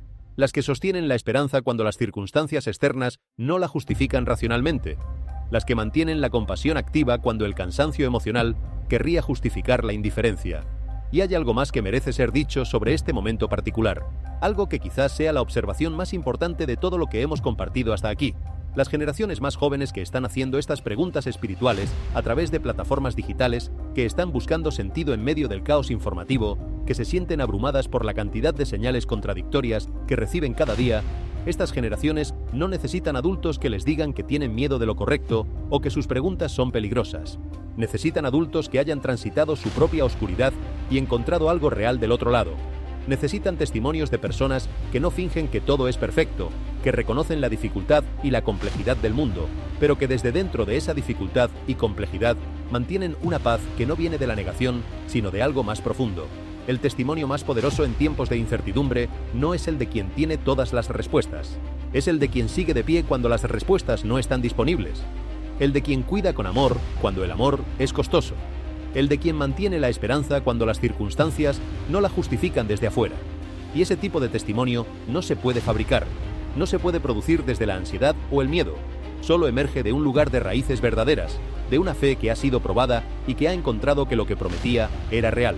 Pensemos en el Salmo 23, este texto tan conocido que a veces se escucha sin realmente escucharlo. El pastor que guía, las aguas tranquilas que restauran el alma, el valle de sombra de muerte que se atraviesa sin miedo, no porque el valle no sea real, sino porque alguien está acompañando ese tránsito. La mesa preparada en presencia de los enemigos, el aceite que unge, el vaso que rebosa, todo ese salmo es la descripción de una vida que incluye el peligro, la oscuridad, la amenaza. No la excluye. El valle de sombra de muerte es parte del camino descrito, no una distracción del camino, no un accidente que ocurrió antes del camino verdadero, es parte del recorrido. Y en ese recorrido, la presencia que acompaña transforma la experiencia, no eliminando el peligro sino siendo real en medio de él. Eso es lo que los tiempos difíciles revelan. Si la fe que decimos tener es solo una fe de buenos tiempos, una fe que funciona cuando todo va bien, pero que se desmorona cuando el cielo se oscurece, entonces es una fe que todavía no ha sido verdaderamente probada. y también es una fe que, paradójicamente, necesita exactamente lo que estos tiempos difíciles están ofreciendo: la oportunidad de descubrir si lo que creemos es real cuando realmente importa. No todos van a estar de acuerdo en la interpretación de los eventos que describimos.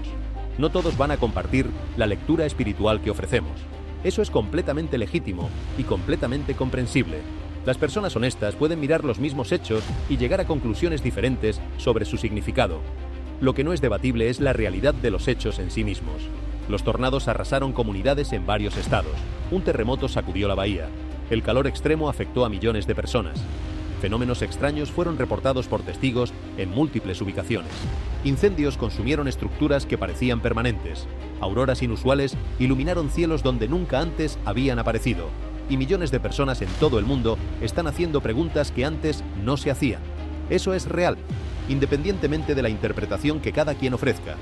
Y lo que esa realidad pide de todos nosotros, creyentes o no, religiosos o seculares, es atención, presencia, honestidad sobre lo que estamos viendo, disposición a hacer preguntas incómodas y la voluntad de actuar de maneras que hagan algo bueno con el tiempo que tenemos. Porque cuando todo haya pasado, y algo siempre pasa, lo que quedará no serán las interpretaciones que hicimos de los fenómenos.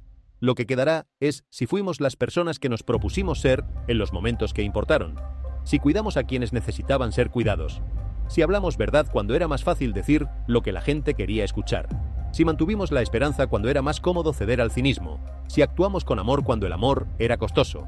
El mundo que vivimos es complejo, incierto, lleno de señales que apuntan en múltiples direcciones y que no siempre son fáciles de leer.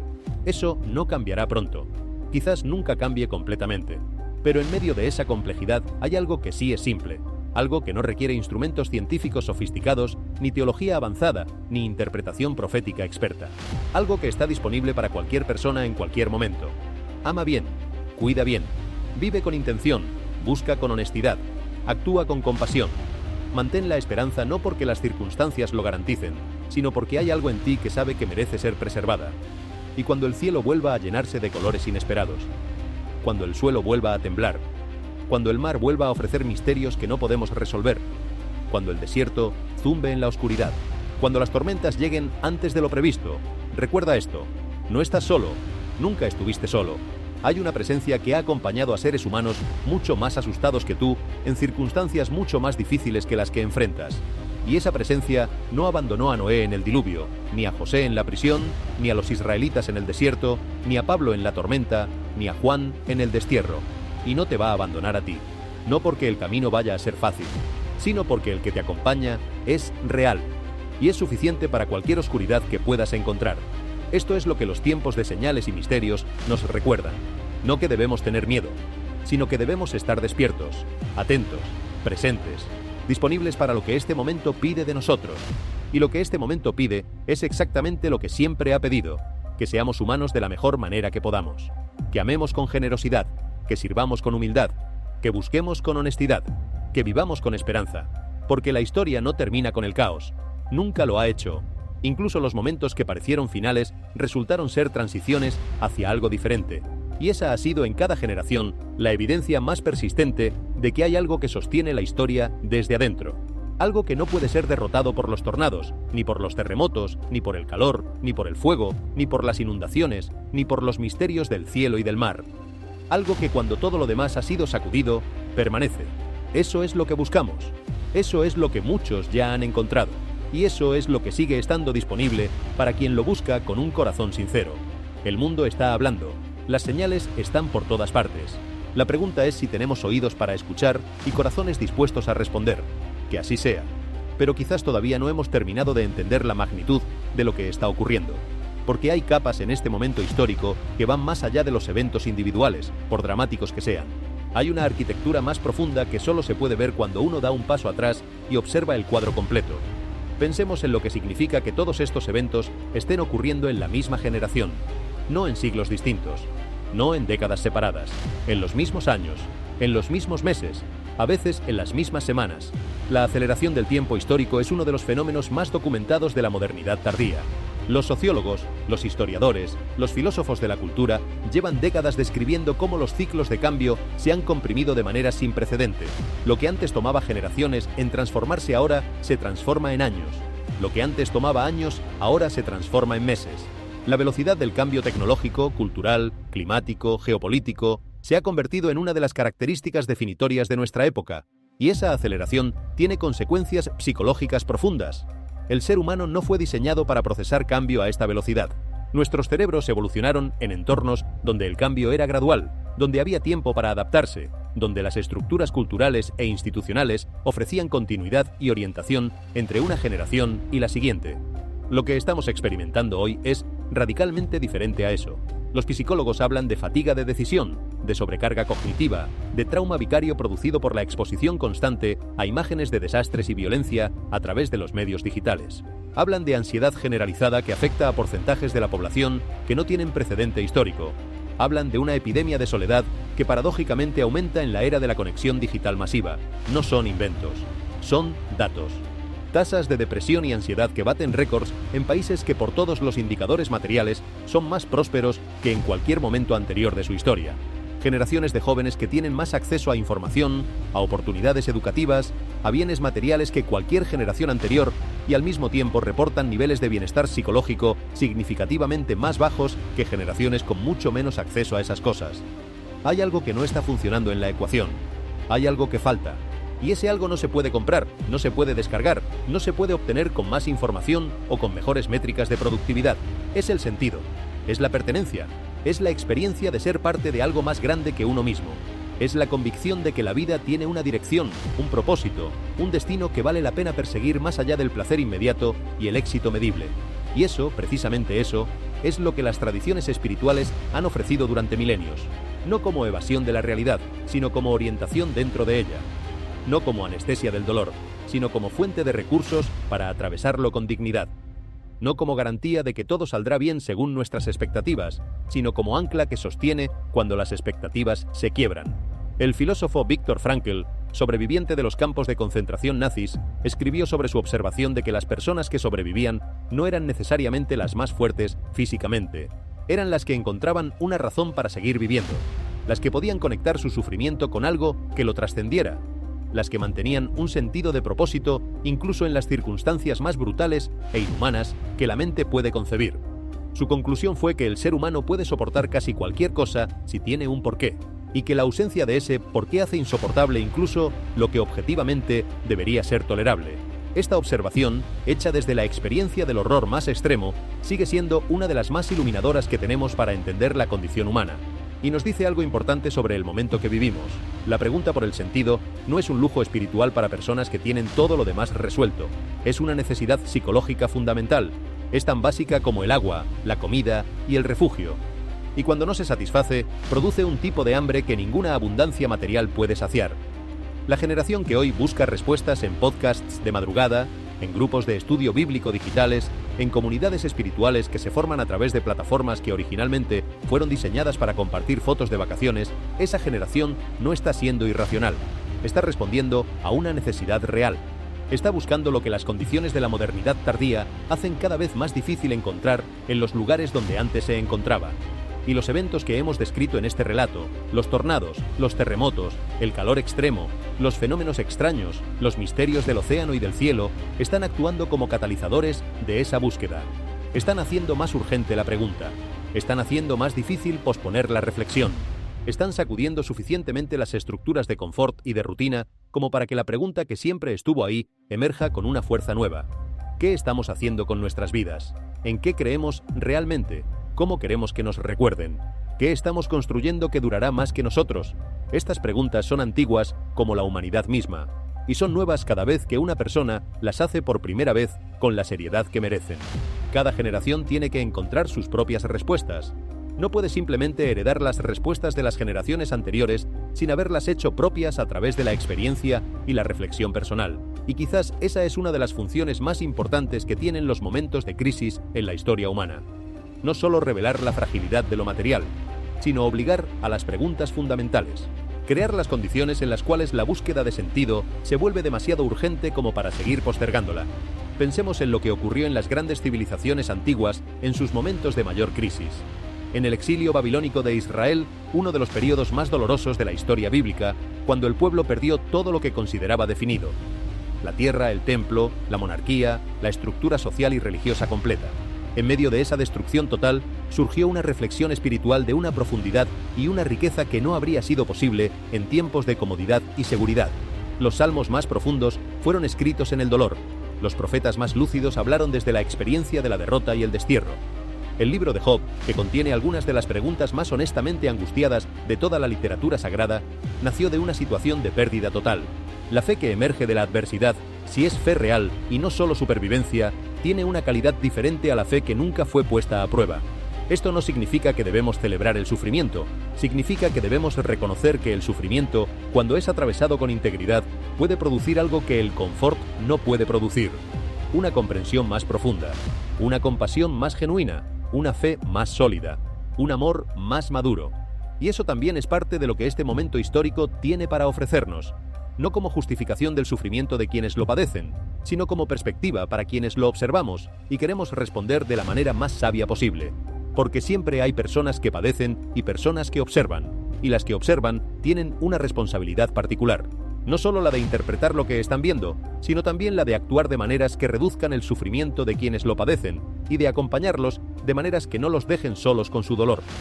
La teología que se queda solo en la interpretación de las señales sin llegar nunca a la acción concreta de ayuda es una teología incompleta.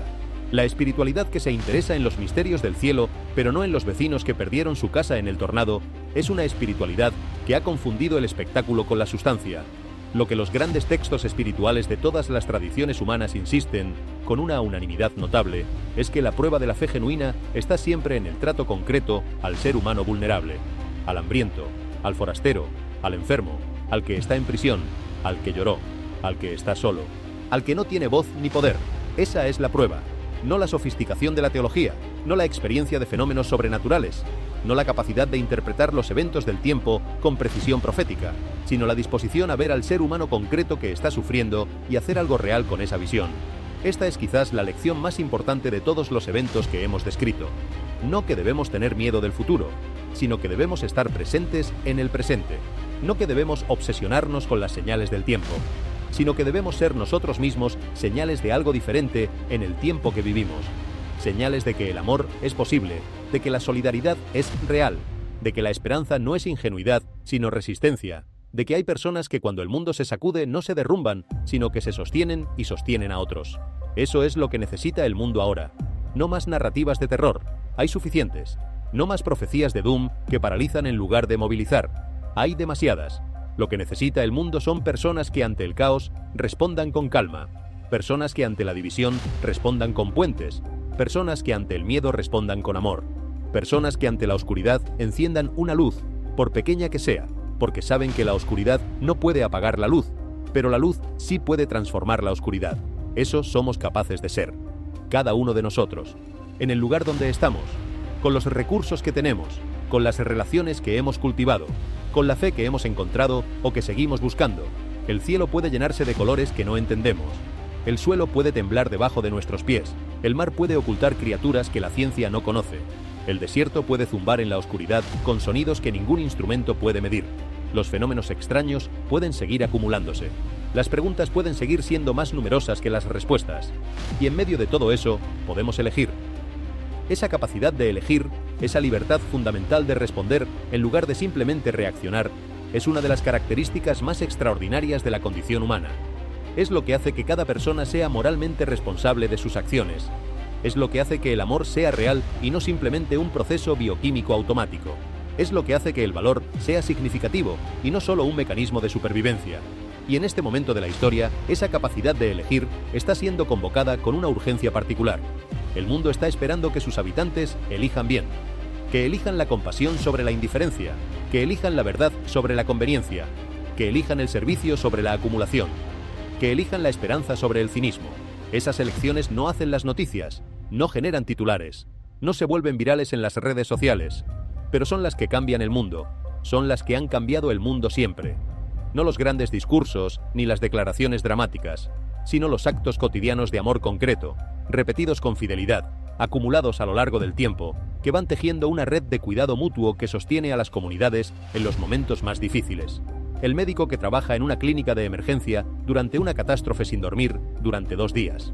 la vecina que cocina para toda la cuadra cuando el barrio pierde electricidad, el maestro que sigue enseñando con dignidad y entusiasmo aunque el edificio esté en mal estado y los recursos sean escasos, el joven que decide dedicar su habilidad tecnológica a construir sistemas que ayuden a comunidades vulnerables en lugar de usarla solo para maximizar sus ingresos personales, la persona que en medio de su propio dolor encuentra tiempo para escuchar a alguien que también está sufriendo. Estos son los héroes del momento que vivimos. Estos son los que están respondiendo a los tiempos con la respuesta correcta. Estos son los que están construyendo algo que las tormentas no pueden derribar porque está hecho del material más resistente que existe. El amor que se elige conscientemente, que se sostiene en el tiempo, que persiste cuando no es fácil y cuando nadie está mirando.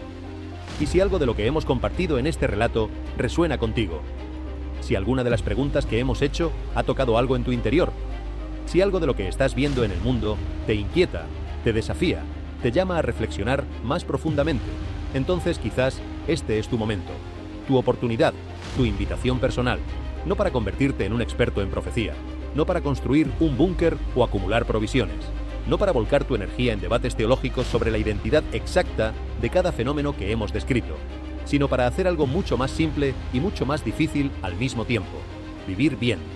Hoy, con las personas que tienes cerca, con los recursos que tienes disponibles, con la fe que estás construyendo día a día. Porque al final del día, cuando todo el ruido se haya calmado y todo lo que parecía importante resulte no serlo tanto, lo que habrá importado es exactamente eso: si amaste bien a las personas que pusieron su confianza en ti, si fuiste honesto cuando era más fácil mentir, si te levantaste cuando te querías quedar en el suelo, si cuidaste a alguien que no podía cuidarse a sí mismo, si mantuviste la esperanza cuando el mundo te decía que no había razón para tenerla. Eso es lo que construye un legado, eso es lo que deja una huella, eso es lo que da sentido a una vida. Y ese legado, esa huella, ese sentido, están disponibles para ti hoy. No en algún momento futuro cuando las circunstancias sean perfectas, sino en este momento imperfecto, complicado, lleno de preguntas sin respuesta fácil, que es exactamente el único momento que cualquiera de nosotros tiene garantizado. Úsalo bien. El mundo lo necesita. Las personas a tu alrededor lo necesitan. Y en algún nivel más profundo de lo que quizás puedas articular completamente, tú también lo necesitas. Las señales hablan. El cielo y la tierra dan testimonio. La historia se mueve hacia algo que ningún ser humano puede ver completamente desde donde estamos parados. Pero lo que sí podemos ver, con claridad suficiente, es el paso que tenemos delante de nosotros. El acto de amor que podemos hacer hoy. La persona que podemos ayudar en este momento. La conversación honesta que podemos tener. La oración que podemos elevar. El peso que podemos aligerar de los hombros de alguien que lo está cargando solo. Eso es suficiente para empezar. Y a veces, empezar es todo lo que se necesita para que algo cambie. Que este relato no quede solo como un ejercicio intelectual o emocional, que sea el comienzo de algo, de una reflexión más profunda, de una decisión más valiente, de una vida más intencionada, de un amor mientras los cielos son cuestionados, porque los tiempos más que está ocurriendo en las pantallas y en algún lugar dentro de ti, en las conversaciones que eres capaz de responder, de una generación que creció creyendo que tenía todas las respuestas y que ahora descubre que no es así. A lo largo de los Estados Unidos, y en realidad en todo el mundo de habla hispana y más allá, una tendencia silenciosa pero poderosa ha emergido en los espacios digitales. Podcasts, que antes se dedicaban exclusivamente a entretenimiento o política, ahora incluyen episodios sobre profecía bíblica, sobre el libro del Apocalipsis, sobre señales del tiempo. Canales de YouTube, que antes hablaban de tecnología o cultura pop, ahora tienen millones de visualizaciones en videos sobre el fin de los tiempos. Comunidades en línea donde personas de diferentes países, trasfondos y edades se reúnen para hablar sobre preguntas que siempre fueron consideradas demasiado grandes, demasiado incómodas, demasiado definitivas. Esta no es la espiritualidad de las megaiglesias con pantallas gigantes y música de banda. Es algo más íntimo, más urgente, más desesperado en el mejor sentido de la palabra. Es la búsqueda de significado en un mundo que parece estar perdiendo el hilo. Jóvenes que escriben en los comentarios de madrugada, que escuchan audios mientras caminan solos, que buscan en plataformas que antes usaban para ver memes, respuestas sobre si hay algo más allá del caos visible. Los términos fin de los tiempos, avivamiento, Mesías y despertar espiritual aparecen con una frecuencia creciente en las búsquedas. Y los que los escriben no son solo personas de comunidades religiosas tradicionales. Son ingenieros, estudiantes universitarios, médicos, artistas, personas que nunca se habrían definido como religiosas, pero que ahora, frente a la acumulación de eventos que no comprenden, están haciendo preguntas que antes nunca se habían hecho. El avivamiento moderno puede no comenzar en un estadio lleno de personas cantando himnos. Puede comenzar con un episodio de podcast escuchado con audífonos en un apartamento pequeño, con una búsqueda de medianoche que lleva a un texto que nunca se había leído, con una pregunta susurrada entre amigos después de ver las noticias. ¿Tú también sientes que algo está cambiando? Y cuando una generación entera empieza a hacer esa pregunta, algo más está ocurriendo por debajo de la superficie. Volvamos al suelo, porque el suelo también tiene algo que decir, y lo está diciendo de maneras que los instrumentos científicos no siempre pueden capturar. En Taos, Nuevo México, residentes han reportado durante años un zumbido bajo, profundo e inquietante que parece venir de todas partes y de ninguna al mismo tiempo. No es el sonido de un camión pasando, no es el ruido de maquinaria industrial, es algo más difuso, más persistente, más íntimo, como si el suelo mismo estuviera vibrando en una frecuencia justo debajo del umbral de la audición normal.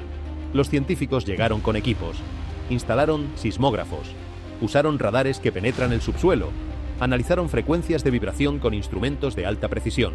Los equipos funcionaron perfectamente, los datos fueron registrados meticulosamente, y los resultados fueron, en cierto sentido, más perturbadores que si hubieran encontrado una causa obvia. No encontraron nada, ningún movimiento tectónico anormal, ninguna fuente industrial que explicara el sonido, ninguna causa medible. Y sin embargo el zumbido continuó, noche tras noche, en los silencios del desierto, donde cualquier sonido artificial debería ser fácilmente identificable. Esa vibración persistía sin origen aparente. Al mismo tiempo, del otro lado del mundo, el río Éufrates continúa retrocediendo. El río que fue la cuna de la primera civilización humana conocida, que dio agua a Mesopotamia, que apareció mencionado en los primeros capítulos del Génesis, está perdiendo caudal de manera documentada y preocupante. Las márgenes que antes estaban cubiertas de agua ahora muestran tierra seca. Capas de sedimento que estuvieron bajo el agua durante siglos están quedando expuestas al aire. Un río que se seca, un desierto que zumba. Eventos separados en el mapa, pero simultáneos en el tiempo. Y para los que leen el libro del Apocalipsis con atención, el nombre Éufrates aparece en contextos que hablan de sequías y de preparación para grandes transformaciones históricas. ¿Es coincidencia que estas cosas estén ocurriendo en la misma generación? Los incendios forestales en California han dejado de ser eventos extraordinarios y se han convertido en una constante aterradora. Cada temporada supera en algún aspecto a la anterior. Hectáreas consumidas que baten récords anteriores. Barrios enteros reducidos a ceniza en cuestión de horas. Muros de llamas de decenas de metros de altura que avanzan con una velocidad que deja sin opción de escape. Cielos que se vuelven rojos al mediodía, como si el atardecer hubiera decidido llegar con horas de anticipación. Familias que huyeron con minutos de margen, mirando por el retrovisor cómo desaparecía la casa donde habían vivido toda su vida. Y los huracanes. Las temporadas de huracanes de las últimas décadas han sido sistemáticamente más intensas que las anteriores. Vientos que rompen récords históricos. Lluvias medidas no en centímetros, sino en categorías de desastre histórico. Nombres de tormentas que la gente recuerda con el mismo peso con que se recuerdan las fechas de guerras. Comunidades costeras que han sido golpeadas por tormentas de categorías que antes se consideraban extremadamente raras, más de una vez en la misma década. Los científicos del clima hablan de temperaturas oceánicas elevadas, de corrientes atmosféricas alteradas, de patrones que se están reconfigurando de maneras que los modelos anteriores no preveían con suficiente precisión. La ciencia del clima es real y sus conclusiones deben ser tomadas en serio. Pero lo que la gente que vive en esas costas, en esos bosques, en esas comunidades siente no es solo preocupación por el cambio climático. Es la sensación de que el mundo que conocían está siendo reemplazado por algo diferente, algo más inestable, algo que juega con reglas que ya no comprenden del todo. Y entonces, desde las profundidades del océano, llegó algo que nadie esperaba. Pescadores en aguas americanas describieron haber visto algo que ninguno de ellos supo cómo identificar. Emergió desde abajo con una velocidad y un control que parecía deliberado. Alguien lo describió como una sombra con propósito, como si se estuviera moviendo a lo largo de una línea trazada bajo el agua con precisión. Cuando pasó lo suficientemente cerca para que algunos teléfonos pudieran capturar segundos de video tembloroso, lo que quedó en las imágenes desconcertó a todos los que las vieron después. El cuerpo era largo, desmesuradamente largo, delgado y poderoso al mismo tiempo, cubierto por una piel de un azul metálico que reflejaba la luz como piedra pulida. A lo largo de su espalda corría una cresta de espinas dorsales, afiladas y perfectamente espaciadas, creando una silueta que ningún biólogo marino pudo identificar en ningún catálogo conocido de especies de aguas americanas. No era una ballena, no era un tiburón, no era una anguila, no era ninguna criatura de aguas profundas registrada previamente. y la manera en que se movía resultó igualmente perturbadora para quienes analizaron el video. La mayoría de los animales marinos de gran tamaño flexionan el cuerpo en arcos amplios al nadar. Esta criatura no lo hacía. Avanzaba con una rigidez y precisión que no correspondía a ningún patrón de movimiento conocido en el reino animal. ¿Qué era? Nadie puede decirlo con certeza. El océano cubre más del 70% de la superficie del planeta. Su profundidad promedio supera los 3,5 kilómetros. Menos del 20% ha sido explorado con algún nivel de detalle.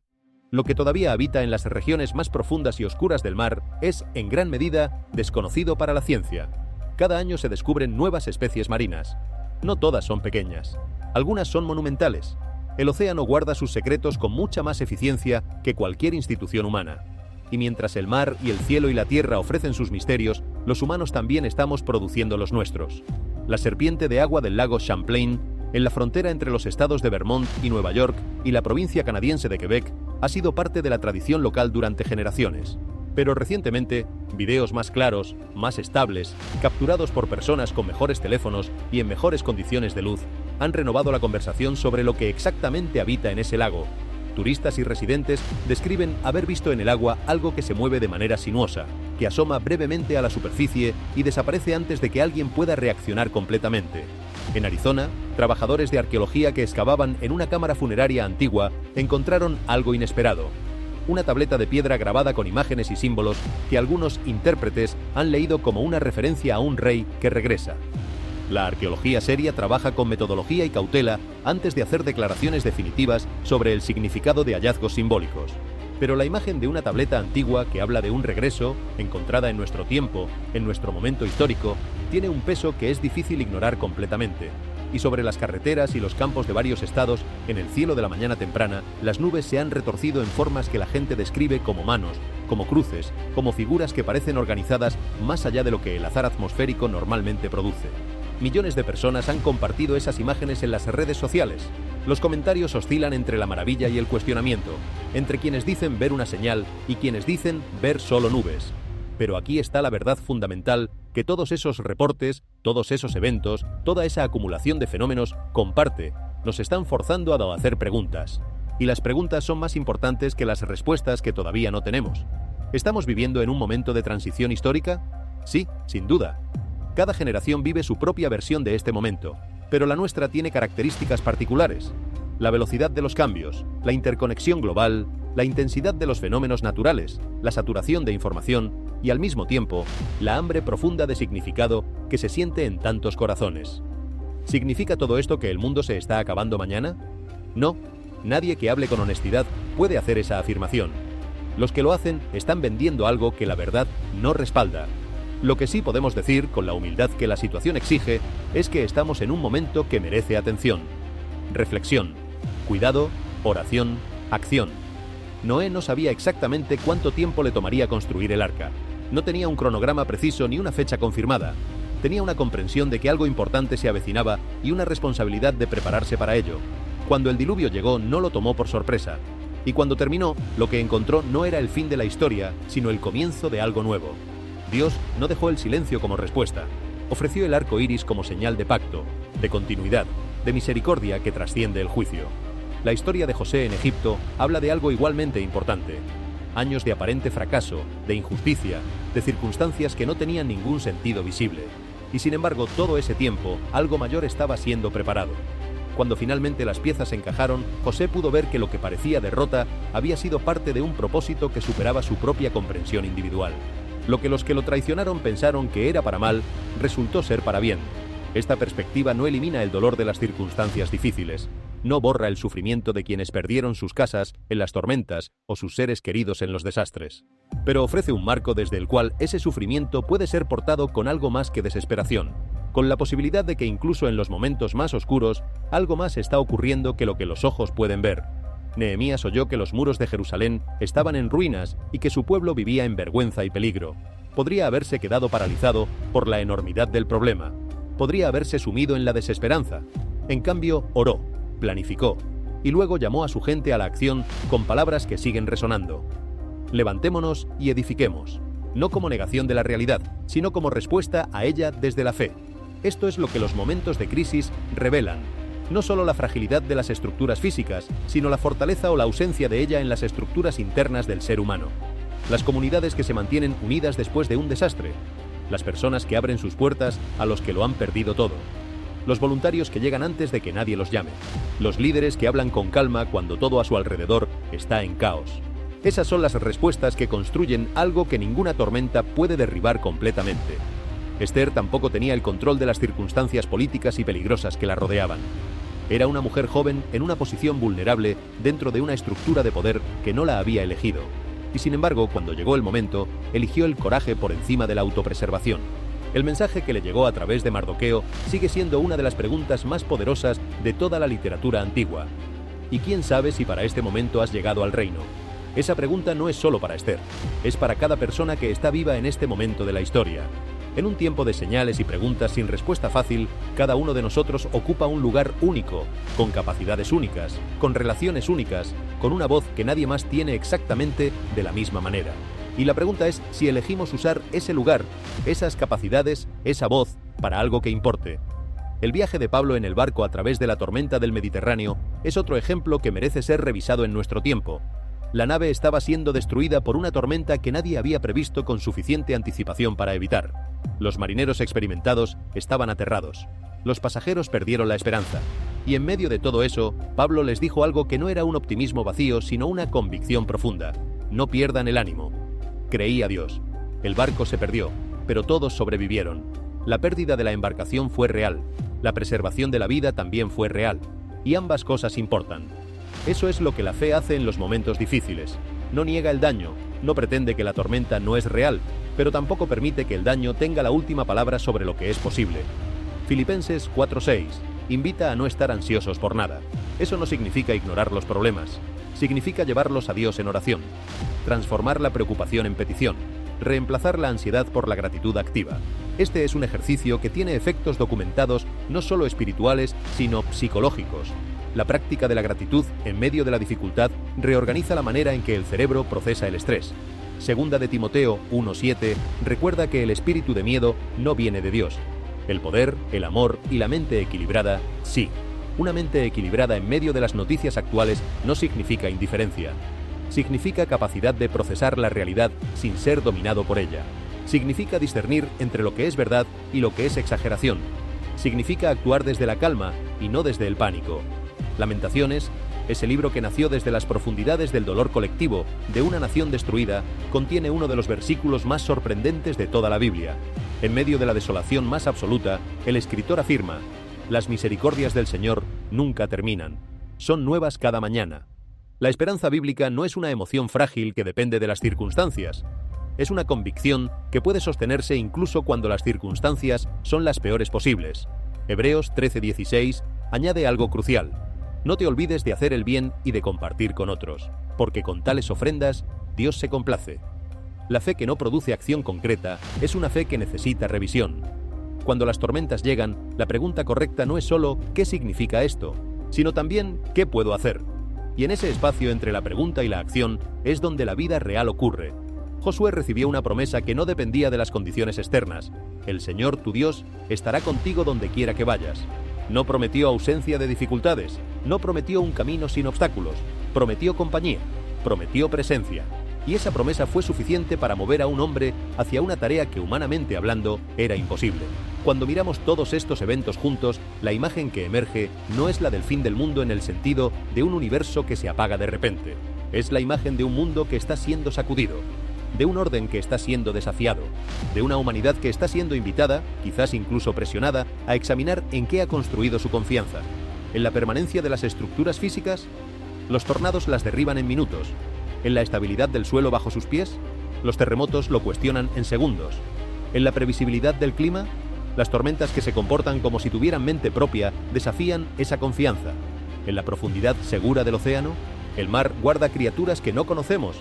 ¿En los cielos ordenados y predecibles? La aurora, los fenómenos aéreos no identificados y las auroras boreales fuera de lugar lo hacen más misterioso. Entonces, ¿dónde? ¿En qué construir algo que resista? El Salmo 46:1 responde con una sencillez que ha atravesado siglos. Dios es nuestro refugio y fortaleza, nuestra ayuda en momentos de angustia. No una filosofía abstracta, no un sistema de ideas. Una relación, una presencia, una fuente de calma que no depende de que el clima coopere, de que el suelo se quede quieto, de que el mar revele sus secretos o de que los cielos se comporten de manera predecible. Esto es lo que los momentos de sacudida hacen por las personas que están dispuestas a dejarse enseñar por ellos. Les devuelven la perspectiva. Les recuerdan que la vida es un regalo extraordinariamente frágil que merece ser vivido con intención. Les ayudan a soltar lo que no importa para aferrarse a lo que sí importa. Les impulsan a hacer las preguntas que habían estado postergando demasiado tiempo. ¿Qué clase de persona quiero ser? ¿Con quién he descuidado mis relaciones? ¿Qué he estado posponiendo que sé que importa? ¿Qué estoy construyendo que tiene sentido más allá de mí mismo? Proverbios 27:1 lo dice con claridad brutal. No te jactes del mañana porque no sabes lo que ese día producirá. No es pesimismo, es honestidad.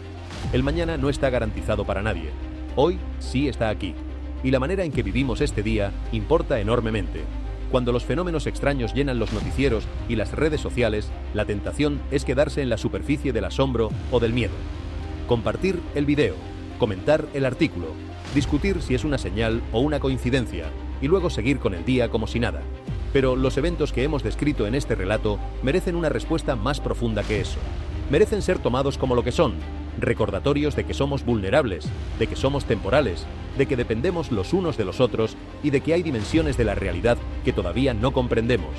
Y en ese espacio de vulnerabilidad reconocida, de temporalidad aceptada, de dependencia mutua vivida y de misterio respetado, puede crecer algo que ninguna tormenta puede arrancar de raíz, una fe activa, una esperanza robusta y un amor concreto que se traduce en acciones que hacen al mundo un lugar menos aterrador y más habitable para todos. Primera de Tesalonicenses 5:21 da una instrucción que es perfectamente aplicable a nuestro tiempo. Examinadlo todo, retened lo bueno. No todas las interpretaciones son correctas, no todos los reportes son precisos, no todas las señales son lo que parecen ser. La fe no exige creer todo lo que circula en Internet. La fe tiene suficiente confianza en la verdad como para